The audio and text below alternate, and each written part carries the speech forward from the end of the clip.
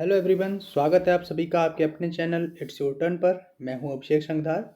और जैसा कि आप सभी को विदित है कि हमारे चैनल की तरफ से आप सभी के लिए सीटेट की लगातार कक्षाएं प्रोवाइड कराई जा रही हैं। उसी क्रम में आज मैथ्स की जो पेडागोजी की अगली क्लास है वो आपके समक्ष लेकर आया हूं। तो देखिए, आज की क्लास में जो है वो आप लोगों के लिए जो भी आपके गणित शिक्षण में त्रुटि संबंधी जो भी अधिगम सहायक सामग्री हैं, जिसमें आपके कुछ टूल्स हैं, कुछ जो उपकरण हैं, वो सभी आपको देखने हैं।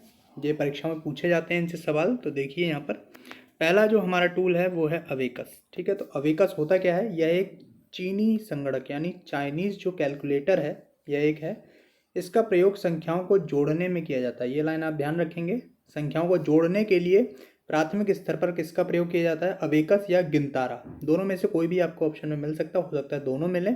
ठीक है, यह स्थानीय मान की संकल्पना को भी स्पष्ट करता है, संख्याओं को पढ़ने में मदद करता है, किंतु इसका प्रयोग शब्दों में समान संख्यांक लिखने में प्रयोग नहीं होता है। ठीक है, समान संख्यांक लिखने पे इनका प्रयोग नहीं होता है। ठीक है, ये आप ध्यान रखेंगे। नेक्स्ट है यहाँ पर देखिए जियो बोर्ड। यह लकड़ी का बना एक स्थायी बोर्ड होता है जिसमें त्रिविमीय ज्यामिति की उभरी हुई आकृति बनी होती है। त्रिविमीय यानी जो 3 डायमेंशनल 3D फिगर्स जो भी होते हैं, जैसे क्यूब, क्यूबाइड, ये सभी जो हैं 3 डायमेंशनल फिगर कहलाते हैं, यानी त्रिविमीय ज्यामिति कहलाती हैं। और इन आकृतियों को बच्चा जो है वो देखकर इन आकृतियों को पहचानता है। ठीक है, तो जियो बोर्ड क्या होता है? 3 डायमेंशनल जो भी आपकी ज्योमेट्रिकल शेप्स हैं उनके लिए पहचानने में इसका यूज़ किया जाता है। ठीक, नेक्स्ट आता है टेनग्राम। इसका प्रयोग द्विविमीय आकृति को पहचानने में किया जाता है। द्विविमीय जो 2 डायमेंशनल है, जैसे रेक्टेंगल है, आपका स्क्वायर है, रोम्बस है, ये सभी आपकी क्या कहलाती हैं? ये आपकी 2 डायमेंशनल शेप्स कहलाती हैं। ठीक है, तो इन्हें पहचानने में किया जाता है। इससे ज्यामिति की कुल 7 आकृतियां, जिसमें आपके 5 त्रिभुज, एक वर्ग और एक समचतुर्भुज शामिल होता है। ठीक है, कुल 7 जो होती हैं आपकी शेप्स, उनको पहचानने में इसका प्रयोग करते हैं। किसका? टेनग्राम का। जियो बोर्ड का आपको ध्यान रखना है 3 डायमेंशनल के लिए है, टेनग्राम आपका 2 डायमेंशनल के लिए। और अवेकस जो है वो आपको संख्याओं को जोड़ने, उनका स्थानीय मान निकालने के लिए यूज होता है। नेक्स्ट पे चलते हैं। नेक्स्ट है हमारा जियो बॉक्स। जियो बॉक्स क्या होता है? ये गणित के संबंधित जो भी आपके उपकरण होते हैं, जैसे आपका डी है, ठीक है, मुख्य पैमाना होता है, रूलर होता है, कंपास, ये सभी आपके गोला प्रकार, ये सभी जो होते हैं आपके जियो बॉक्स यानी ज्योमेट्री बॉक्स में रखे जाते हैं। ठीक है, नेक्स्ट है ग्राफ पेपर। ग्राफ पेपर जो होता है इसका यूज़ क्या होता है? द्विविमीय आकृतियों के क्षेत्रफलों की तुलना करने में। ठीक है, जब एरिया की, जैसे रोम्बस स्क्वायर का एरिया हमें कंपैरिजन करना है, स्क्वायर और रेक्टेंगल का एरिया जो है वो कंपेयर करना है, या रेक्टेंगल और क्वाड्रेटल का यानी आयत और चतुर्भुज का हमें करना है। तो इस तरह से यहाँ पर इनका जब एरिया जो है उसकी जब हम कंपैरिजन यानी कि तुलना करते हैं तो उसमें हम ग्राफ पेपर का यूज़ करते हैं। ये आपको ध्यान रखना है, ये भी एक गणितीय उपकरण में गिना जाता है। ठीक, नेक्स्ट आते हैं हमारा है बिंदु सीट, डॉट पेपर या बिंदु परत। बहुत ही इंपॉर्टेंट है ये। ठीक है, वेरी वेरी इंपॉर्टेंट, लिख लीजिए आप इस पर, ये आया हुआ है पेपर्स में, बिंदु सीट। ठीक है, इसका प्रयोग जो है वो सममिति और परावर्तन की अवधारणा को स्पष्ट करने में किया जाता है। ठीक है, बिल्कुल यही लाइन आपको लिखी मिलेगी, सममिति और परावर्तन की अवधारणा।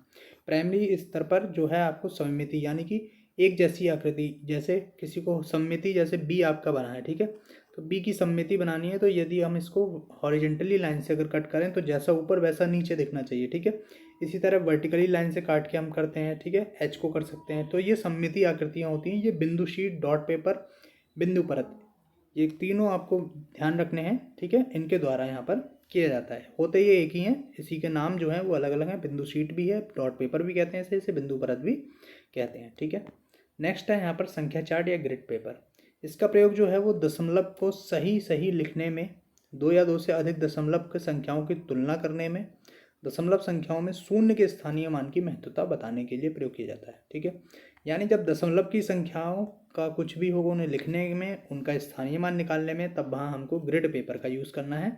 ठीक है, और यदि साधारण साधारण आपको स्थानीय मान कहेगा तो वहाँ गिनतारा या अबेकस का यूज़ करना है। ठीक है, नेक्स्ट आता है हमारा मोती व माला। मोती और जो माला है इसका प्रयोग दो दशमलव संख्याओं को जोड़ने में किया जाता है। ठीक है, और आपकी ये कुछ यहाँ पर अक्षमताएं हैं। देखिए, डिसकैलकुलिया जो होता है वो गणित संबंधी अक्षमता होती है।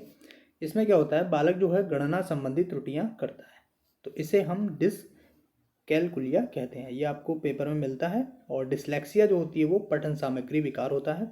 आप ये ध्यान रखेंगे, लिखने से संबंधित नहीं है। आप फिर लेक्सिया से लिखने को ले जाएं तो डिसलेक्सिया जो है वो पढ़ने से संबंधित है, ठीक है। इसमें पढ़ने में बच्चे को कठिनाई होती है। क्वेश्चन देख लेते हैं किस तरह क्वेश्चन आते हैं। देखिए, कक्षा 4 में सममिति और परावर्तन की ज्यामिति संकल्पनाओं की वृद्धि के लिए कौन से व्यवहार कौशल उपकरण की आवश्यकता होती है। ऑप्शन ए है मोतियों की माला, ऑप्शन बी है बिंदु सीट, ऑप्शन सी है गिनतारा, ऑप्शन डी है द्विमुखी पटल।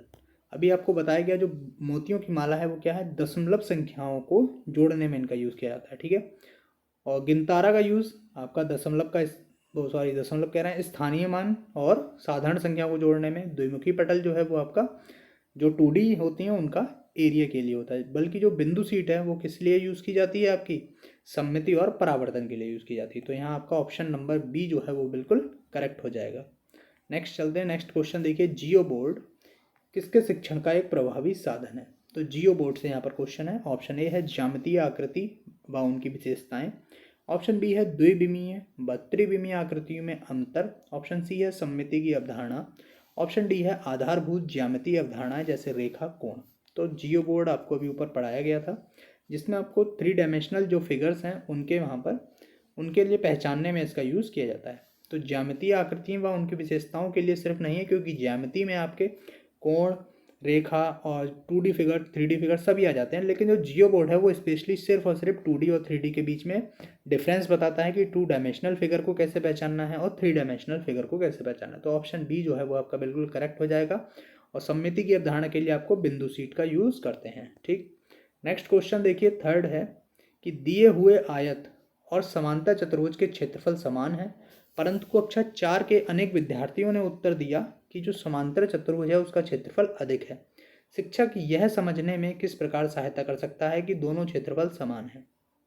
ऑप्शन ए है कागज मोड़ने के प्रयोग से, ऑप्शन बी है पैमाने के प्रयोग से, ऑप्शन सी है जियो बोर्ड के प्रयोग से, ऑप्शन डी है ग्राफ पेपर के प्रयोग से। तो अभी आपको ऊपर मैंने बताया था कि जब भी यहाँ पर 2 डायमेंशनल फिगर्स जो हैं उनके बीच में जो एरिया है वो अगर समान दिया है, ठीक है, यहाँ देखिए क्षेत्रफल जो है वो समान है किसके, आयत और समांतर चतुर्भुज के। तो जब समान है, एरिया जो है वो दोनों का इक्वल है, तब वहाँ पर आपको जो है हमेशा ग्राफ पेपर का यूज़ करके बच्चों को यहाँ पर ये बताना होगा कि दोनों समान किस तरह से हैं, ठीक है। दोनों का यहाँ पर ग्राफ पेपर पर डायग्राम दिखाएंगे, जो भी उनके पॉइंट्स हैं उस हिसाब से लेंथ और ब्रेथ को लेकर, फिर उसके बाद हम बच्चों को ये दोनों में डिफरेंस बता पाएंगे कि दोनों के जो एरिया निकल के आ रहे हैं वो बिल्कुल सेम आ रहे हैं, जो कि ग्राफ पेपर के प्रयोग से संभव हो पाएगा, ठीक है। नेक्स्ट क्वेश्चन देखिए कि अबेकस, कक्षा 2 में अबेकस का प्रयोग रिक्त स्थान समझने में नहीं किया जाता है। ऑप्शन ए बिना त्रुटि संख्याओं को पढ़ने में, ऑप्शन बी संख्याओं को जोड़ने में, ऑप्शन सी है शब्दों में संख्याओं के समान संख्यांक लिखने में, ऑप्शन डी है गणना में परिशुद्धता प्राप्त करने में। तो आप सभी को अभी ऊपर बताया गया था कि संख्याओं को पढ़ने में अबेकस का यूज़ किया जाता है, संख्याओं को जोड़ने में भी यूज़ किया जाता है, गणना की परिशुद्धता में भी किया जाता है। लेकिन जो समान संख्यांक होते हैं, वहाँ ऊपर लाइन आपको लिख के दी गई थी कि समान संख्यांक को लिखने में इसका यूज़ नहीं किया जाता। अबेकस में कभी भी आपको 11, 22 इस तरह के नहीं लिखे मिलेंगे, ठीक है, ये आपको ध्यान रखना है। और यहाँ पर लास्ट क्वेश्चन है, कई बार आया हुआ ये सवाल है कि 1/10, 1/100 से बड़ा है कि अवधारणा को स्पष्ट करने के लिए निम्न में से किसका प्रयोग करेंगे। ऑप्शन ए है गिनतारा, ऑप्शन बी है 10x10 वर्गीकृत ग्रिड का, ऑप्शन सी है डाइस ब्लॉक का, ऑप्शन डी है संख्या चार्ट का। तो कई लोगों ने यहाँ पर इसका जो ऑप्शन है वो संख्या चार्ट भी माना है, लेकिन जो आपका सीटेट है सीबीएसई के द्वारा जो है वो ऑप्शन नंबर बी आपका बिल्कुल सही माना गया है। तो आप भी यही लगाएंगे यदि आपको ये परीक्षा में पेपर में यदि आपको ये प्रश्न मिलता है कि 1/10, 1/100 से बड़ा है, 1/10 जो है वो 1/100 से बड़ा है, इसकी अवधारणा को स्पष्ट करने के लिए 10x10 जो ग्रिड वर्गीकृत ग्रिड है, यानी इस तरह से आपको 10 खाने बना के इस तरह से आपको ये बताना पड़ेगा कि किसमें 1, 2, 3 इस तरह से लिख के 1/10वां भाग 1/100वां भाग निकाल के किस तरह वो बड़ा है, ठीक है। तो यहाँ पर ये आपका कहलाएगा 10x10 ग्रिड, ठीक है। इसी के साथ जो आपका ये आज का जो टॉपिक है वो आपका समाप्त होता है। जो भी आपके ये उपकरण है इनसे प्रश्न जरूर बनता है पेपर में, तो सभी लोग इनको जरूर देख कर जाएँ। और यदि आपको इसकी PDF चाहिए तो आप हमारे टेलीग्राम चैनल से जरूर जुड़ें, जिसका लिंक आपको डिस्क्रिप्शन में दिया गया है। और यदि आपको वीडियो अच्छी लगी हो तो वीडियो को लाइक करें और चैनल को सब्सक्राइब जरूर करें। बहुत बहुत धन्यवाद।